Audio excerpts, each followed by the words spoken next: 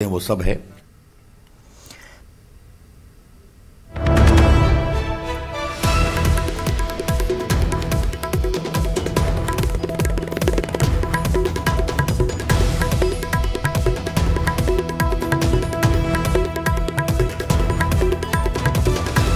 इस वक्त उत्तराखंड के वजीर आला ने दिया इस्तीफा। वजीर आला त्रिवेंद्र सिंह रावत ने दिया इस्तीफा।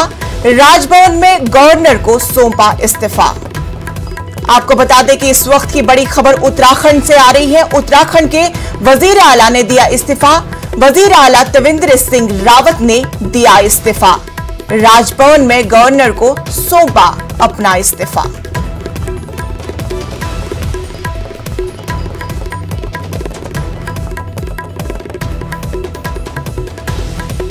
उत्तराखंड के वजीर आला ने इस्तीफा दे दिया है।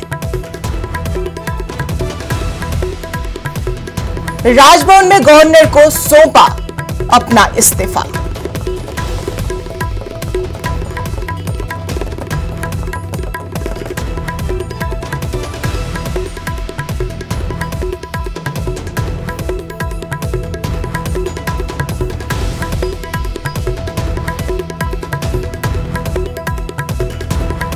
वजीर आला त्रिवेंद्र सिंह ने अपना इस्तीफा दे दिया। राजभवन ने गवर्नर ने अपना इस्तीफा सौंप दिया है।